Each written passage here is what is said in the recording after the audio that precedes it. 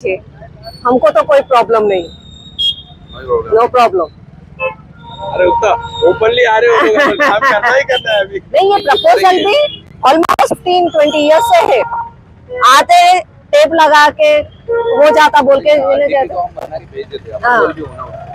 नहीं तो अभी अप्रूवल यहाँ पे क्या है सर, पॉलिटिकली कोई प्रॉब्लम नहीं है भाई, कांग्रेस का बीजेपी का दोनों साथ है, मगर ये होना चाहिए बस, पब्लिक बहुत सफर हो रही है यहाँ ये जाम होने से। सही बात है, जाम हो रहा है, मैं भी फंसा हुई जाम में एक बार।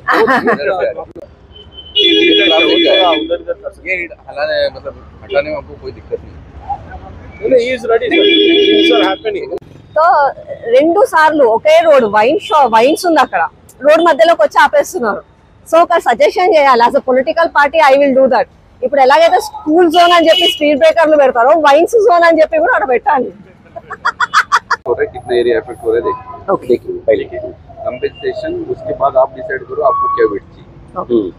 पूरा मारेगा तब या तो ओनली सर्कल 50 मीटर मतलब इक्वल अंत వరకు అండ్ మన కొన్ని కార్నర్ వరకు 2 ఫీట్ హైట్ పెరిగింది మొత్తం నీరు లోపల ఉండదు, బ్యాక్ సైడ్ లో ఒకటి ఉంటుంది. आपका डिसीजन फाइनल 80 फीट करेंगे या फिर 100 फीट?